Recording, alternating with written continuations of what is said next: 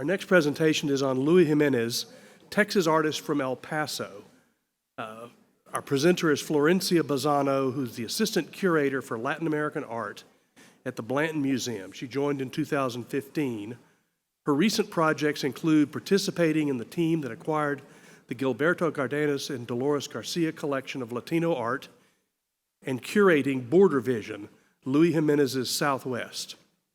Before her present position, Bazzano worked for the Cantor Arts Museum at Stanford University and the Smithsonian Museum of American Art in Washington, D.C. Bazzano is an alumna of the University of Texas at Austin, where she received her undergraduate and master's degrees. She went on to receive her PhD in Latin American art from the University of New Mexico in Albuquerque. Luis Jiménez is just right on the border of relevance for Caseta, since our definition of early Texas art is anything produced by a Texan working anywhere or anyone working in Texas more than 40 years ago.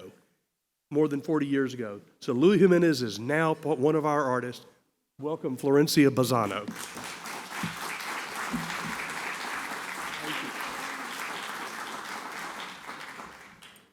Hello, everyone. So thank you for inviting me to participate in this wonderful and fascinating symposium dedicated to the study of Texan art and culture. I am especially happy for the opportunity to speak about the wonderful art of Luis Jiménez.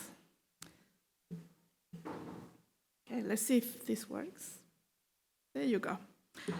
Although I have admired his work since I was a student in Texas and New Mexico, my professional involvement with his art took place more recently in the context of an exhibition I curated at the Blanton Museum of Art in 2021. The focus of my show, Border Vision, Luis Jiménez's Southwest, was to explore the creative vision of an artist with deep family history on both sides of the United States-Mexico border. Today, I would like to explore a bit more how the history and culture of his native El Paso inspired Jiménez, but focusing on his Progress series because of its historical reach. I'll begin with a brief summary of Luis Jiménez's biography. He was born in 1940 in El Paso, Texas. He grew up in a Thai community of Methodist Mexican-American immigrants, and as a child, he worked in his father's electric and neon sign shop, learning to handle industrial materials. He later studied architecture and art at the University of Texas at Austin, graduating in 1964 with a degree in art. He spent a short period in Mexico City, but he realized that it really wasn't for him. So in order to continue developing as an artist and produce the kind of work that he wanted, he decided that he needed to go to New York City, where he lived from 1966 to 1971. In 1971, he returned west and lived for a year in El Paso, later settling in New Mexico until his death in 2006. So Jiménez emerged as an artist in New York City and achieved a surprising degree of success in terms of defining his own artistic voice and finding gallery representation. As a teenager, he had taught himself the use of fiberglass to restore classic cars, which was his hobby. He adapted the technique of polychrome fiberglass to produce sculptures such as Man on Fire, attracting favorable critical attention. He became one of the first contemporary Mexican-American artists to be recognized at a national level, a pioneer of the Chicano art movement. When he began to produce works such as The End of the Trail, turning his attention towards Southwestern subjects, he decided to leave New York. It made more sense to him to engage such themes while living back west. Moreover, since he was quite committed to public art, he wanted a much bigger studio that he could afford in New York City. So he wanted to produce really large-scale public sculptures. Jiménez affirmed that turning towards Western subjects, quote, was a way of going back and exploring my childhood and growing up in the Southwest, unquote. For this reason, I want to explore this connection between Jiménez's work and El Paso, where he grew up, focusing especially on his large sculpture Progress 2 or Progress number 2 from two different perspectives. First, as a representations of animals and nature, and second, considering the historical context of the piece. Jiménez saw himself as a traditionalist. He based his work in time-honored artistic practices such as producing sketches, clay models, maquettes, but more importantly, he grounded his work in the long history of the Southwest, where he was raised. In El Paso, he grew up in a neighborhood called Golden Hill that was part of the foothills of the Franklin Mountains. So it's like the first hill before the mountain. As you know, El Paso wraps around the mountains. Golden Hill was a perfect place for a growing boy seeking adventure. Moreover, he lived only a few blocks away from the home of famous Texas artist Tom Lee, so he grew up hearing his name as part of the neighborhood. Luis Jiménez said that as a child, he, quote, spent a lot of time up in the hills, which is the reason for all the little animals and things in the sculptures, unquote. While growing up, he and his sister Irene crossed the street and climbed up the hill where they could observe nature directly. Occasionally, he trapped a squirrel or some other critter for a day or two and then released them back to where they found it, so back in the wild. From this close, playful observation of desert fauna and flora around his home in El Paso came a long-lasting love for nature and for living in nature, or close to nature. That was reflected in all the great animals that Jiménez depicted in his art. He often represented rattlesnakes, as you know, they're common in the Southwest. He not only captured the animal details, but also the way they moved, often showing animals in the middle of an action. Here, the cold-blooded reptile calls up to conserve heat. He designed this black-tailed Texas jackrabbit as part of Progress number 1, which is a larger sculpture, which I will address in more detail later. But you can see the rabbit jumping away from an advancing buffalo. Jiménez's lively rendition captures something of the wonder of a child admiring a beautiful long-eared jackrabbit moving free in its natural habitat. Behind the animal stands a blooming prickly pear cactus, while a Texas horny toad sits at its feet. Alligators also made an impression on Jiménez while growing up. They are, of course, not native to El Paso, but several specimens were kept for many years in a fountain decorating San Jacinto Plaza in the city center until they were transferred to the local zoo. I guess they were playing way too many pranks with the poor animals.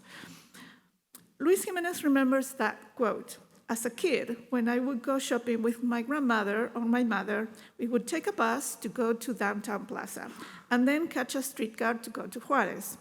It was important that the alligators were there because I was fascinated by them, unquote. When he received a public sculpture commission from the city of El Paso, he proposed to bring the alligators back, at least in fiberglass, because a lot of people remember them. So his piece Los Lagartos was installed in the San Jacinto Plaza in 1993, and I understand they were recently restored. Through his life, Jiménez continued to be a keen observer of the wildlife that he saw around him and kept numerous animals at his home when he settled in New Mexico, such as a pet crow and a horse. In the 1970s, he produced numerous studies of the endangered Mexican wolf native to New Mexico. And in 1977, the United States Fish and Wildlife Service initiated successful efforts to conserve this species. So during those years, people were talking about this animal. Jiménez's keen interest in depicting animals is clearly connected to his early years and became an important aspect of the long-lasting and spectacular series called Progress that included several sculptures, drawings, and prints. I should clarify that Jiménez's drawings and prints sometimes function as preparatory studies for his sculptures, but sometimes they were produced later as he kept thinking about the subject, perhaps from different perspectives. I mentioned that near Luis Jiménez's childhood lived Tom Lee. He was one of the few artists whose work Jiménez got to see around the city. Jiménez complained that there wasn't a lot of art that was accessible in El Paso during the 1940s.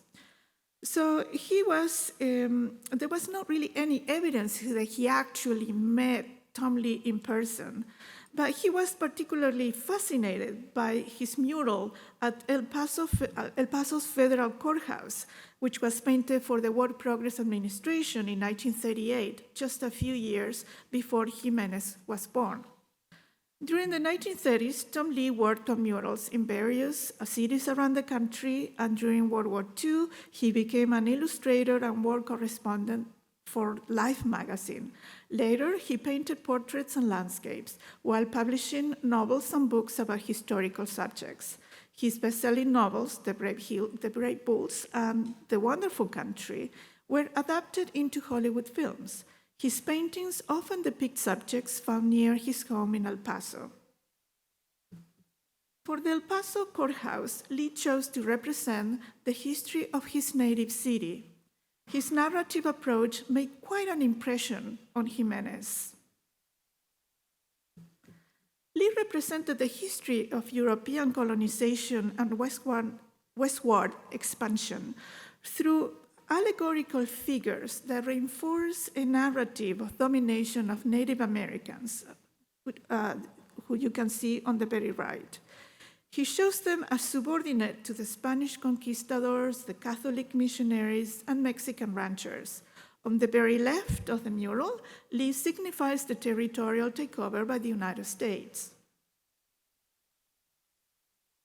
On the other side, on the right, Lee depicts the later arrival of Anglo-European settlers who bring agriculture and mining based on land rights supported by the United States. Lee described these allegorical figures as the giant heroes of the past who walked, quote, the inviolate earth, unquote, that is, the virgin lands devoid of local inhabitants and thus available for the Europeans to settle. In this set of 4 lithographs, called the Progress series, Jiménez takes a similar broad historical perspective on the American Southwest, but he sets aside Lee's Eurocentric vision of the past to produce a more critical version of history that he staged in 4 distinct symbolic moments. Despite the title, Jiménez viewed westward expansion and the path of progress with a sense of irony, chronicling what was lost but should not be forgotten. Jiménez begins his narrative with a Native American warrior hunting buffalo on horseback, presumably to feed his people, followed by a scene of American vaquero or cowboy herding longhorns, presumably for a rancher. Over time, both buffalo and longhorn have become relatively rare animals. In the third image, the word progress is written on the side of a stagecoach carrying frightened passengers traveling through a violent landscape. In the last print of the series, the lands seemingly disappear under the power of modern means of transportation. Jiménez suggests through this sequence of historical moments a series of territorial conquests that displace the previous local inhabitants and ultimately render Native Americans and many Mexican ranchers landless. Yet, as Jiménez indicates, the traditional agrarian and rural lifestyles that once prevailed in Texas were also eventually displaced by modern industry. Jiménez anchors the narrative of the Progress series on the first inhabitants of the Southwest. Only the first two scenes of the series were rendered in sculptural form, including Progress 1. He purposely designed a hunting scene that is simultaneously compact and dynamic. In this work, Jiménez pays homage to the historical legacy of horse-riding tribes like the Apache and the Comanche. An indigenous warrior hunts with a horse, an animal reintroduced to the Americas by the European colonizers, so it's a moment of synthesis as well.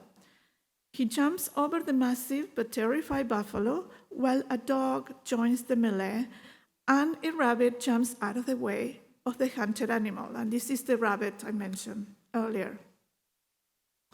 And I think you can see it. There you go, the little rabbit. Buffalo hunting was often consecrated by a ritual, as the animal was considered sacred among many Native Americans. Millions of buffaloes once roamed the Great Plains and the Southwest, but were decimated by overhunting at the end of the 19th century. Jiménez features in Progress number 2 a gravity-defying dynamic scene of a cowboy roping a longhorn cow. The rushing figures, and it's another view, the rushing figures seem to be flying in the air, and as visitors move around the piece, they become part of the scene. You have to mind your head when you walk around it. This spectacular Texas rodeo scene is grounded on Spanish and Mexican rural traditions. Jiménez made several interesting choices in this piece, such as featuring a longhorn cow. He looks back at the 19th century, when longhorns were a popular breed. Resulting from a random mixing of Spanish and English cattle, the hardy Texas Longhorn was favored in the Southwest for its ability to withstand hot and dry conditions and thrive on the trail to various markets. After the Civil War, once most buffalo were slaughtered and Native Americans in New Mexico and the Great Plains were confined to reservations, millions of Texas Longhorns were driven north and sold to be raised in open range areas. I am including this painting by Tom Lee depicting longhorns on the trail through the Southwest and led by a cowboy. As Texas cattle reached markets across the country, cowboys became folk figures in the popular imagination. But as spectacular as Lee's and Jiménez's vision of the past are, they are also nostalgic. The usefulness of the longhorn came to an end with the spread of barbed wire fencing, which favored other cattle that developed better in captivity. Longhorns became almost extinct by the beginning of the 20th century.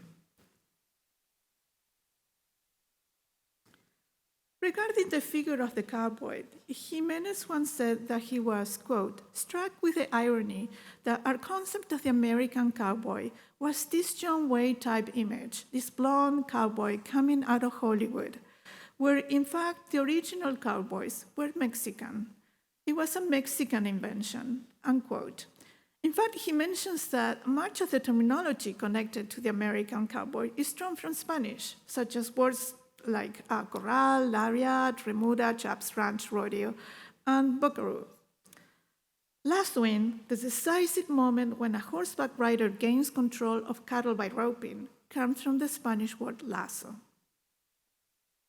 These are two examples of early ranchers and vaqueros typical of the region when it was still Mexican territory. By grounding his work in the long history of El Paso and the Southwest, Jiménez pays homage to the cattle raising traditions established by Spanish missions and Mexican haciendas in Texas that lasted for many generations. He was so fascinated by the Mexican roots of the cowboy that he went on to create another famous sculpture focused specifically on the vaquero. And the title is Vaquero, and you can see one copy standing in front of the Smithsonian Art Museum.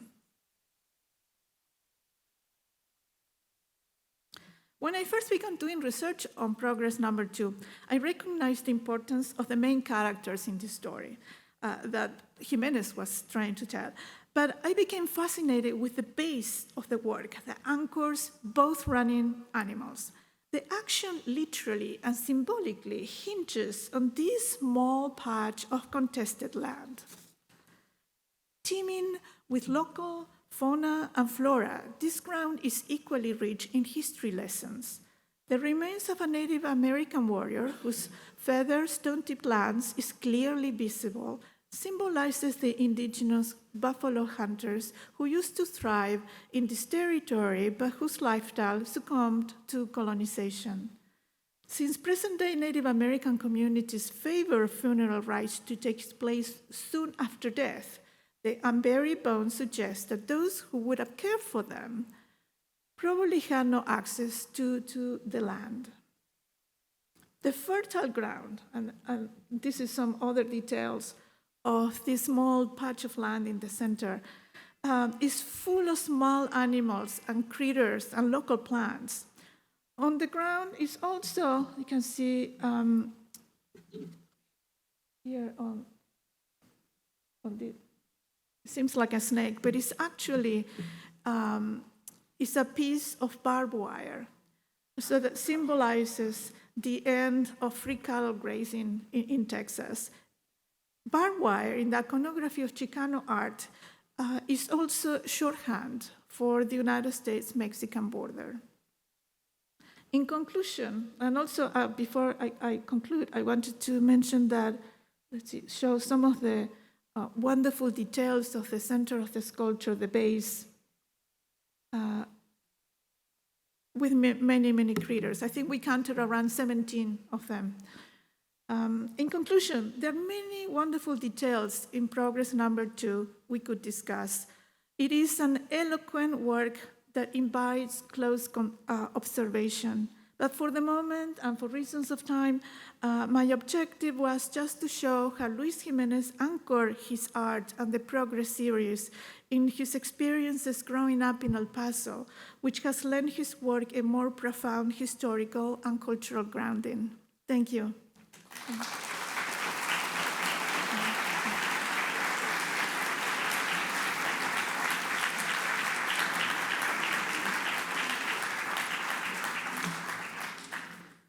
I think we may have some time for questions and answers, hopefully.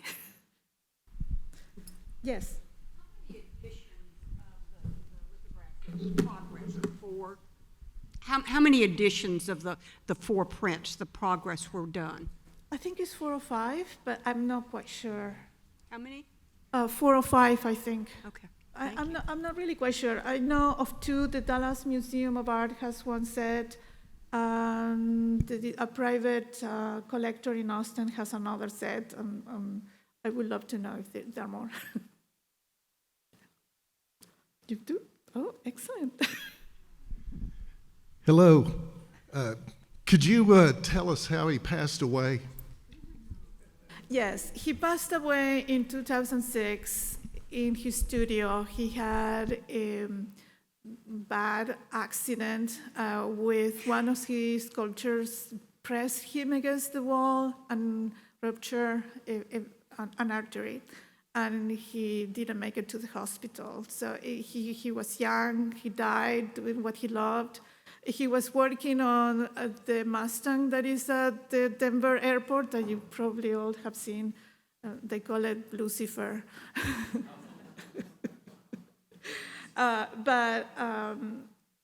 Yeah, it was unfortunate. He was really young person in the really with a good artistic moment. Yeah.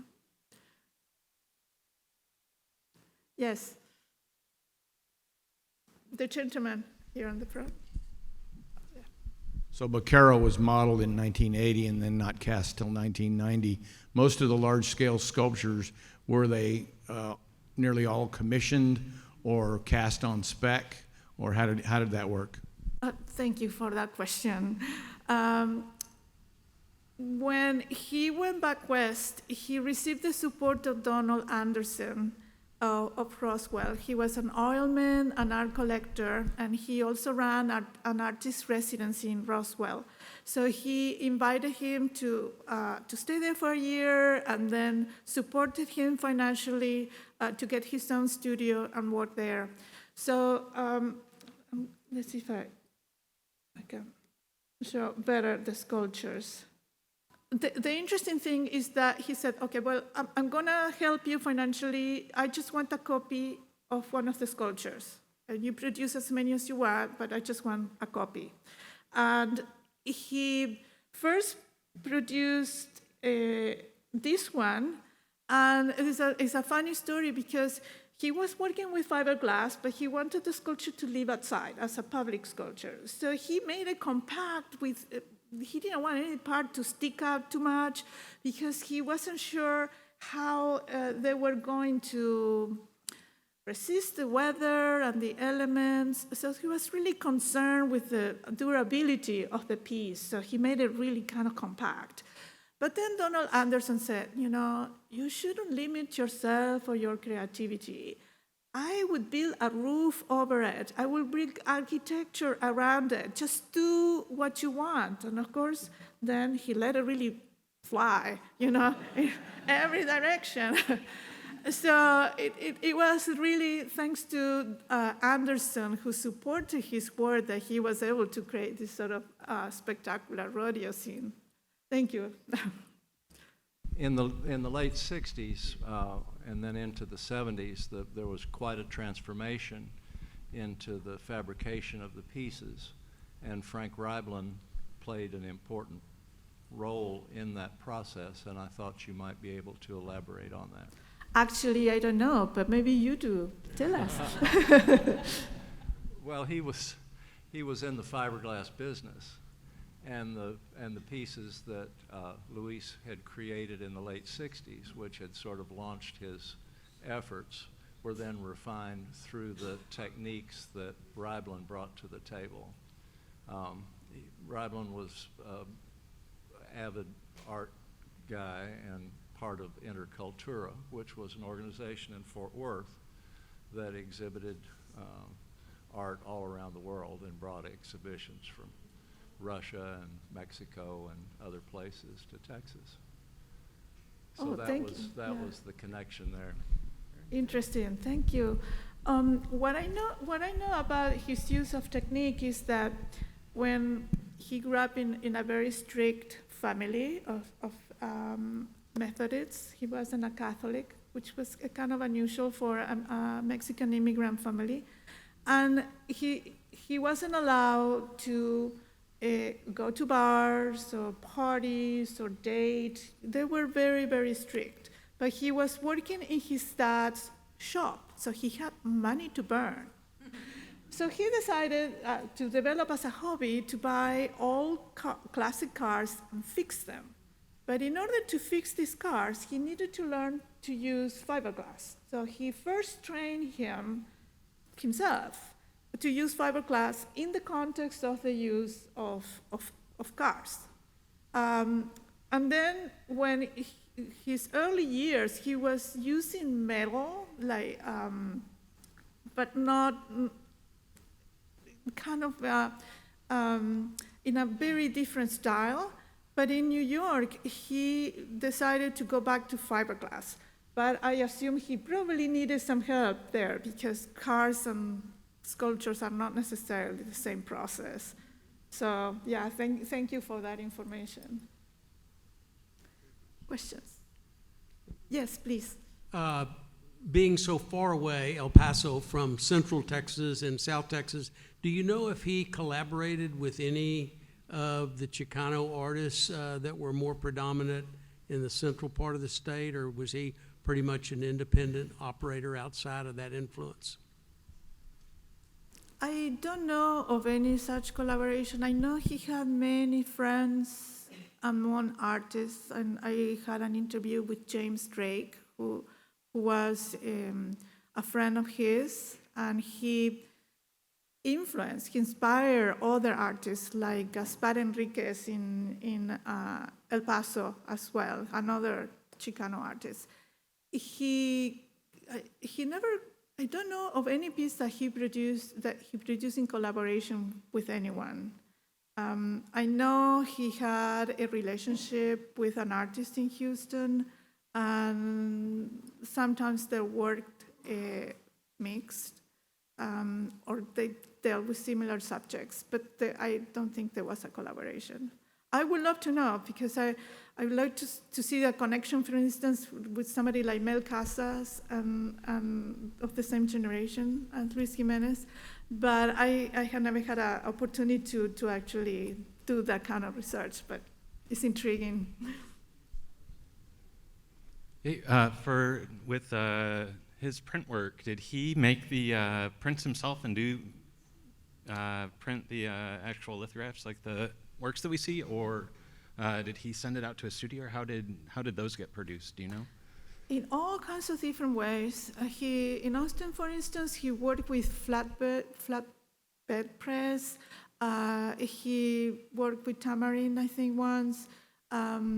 He produced many lithographs, and he was in New York when he produced some etchings as well. But I think he has some small press at home, and then he collaborated with other people. But I'm not quite an expert of his printmaking, but he worked with many different studios. So I see, things coming from different corners. When I created the show, I organized the show, we were really surprised at the quality of his printmakings. They're really beautiful works. I wanted to know if, because you said that it's not like making a bumper on a car with fiberglass. If he had, obviously he probably had people helping him, but did he have any students who are still doing this type of work? Yes, he had assistants, and I think some of them were helpful at the end when he died to put together the Mustang piece for the airport. Yeah, he worked with assistants, and I think one of his daughters also helped him. One of his children helped him, but yeah, those were very large and required. And he had assistants, basically students that would come for 2 or 3 years and then move on. I was just wondering if this is going to be part of that database. Is your work going to be part of a database like the one that was exemplified earlier? Well, he's already part of the database at the Blanton Museum of Art. We have a website and something called eMuseum. So you can search his name and information comes up, and sometimes there is a text involved. So we have, like many museums, a museum database with information. We received more works by Luis Jiménez recently. We received the gift of the Gilberto Cárdenas and Dolores Garcia collection of Latino art, around 6,000 pieces of Latino art. So the Blanton is now one of the biggest collections of Latino art in the United States and maybe the world, I'm not sure. So we have that resource of artists, and it includes many Texas artists. So I hope you think of us as a resource for your research and your interest, and include around 4 or 5 works on paper by Jiménez. So I'm happy to say that we have around 25 pieces by him now at the museum. And they are available through our search feature, yes. Thank you.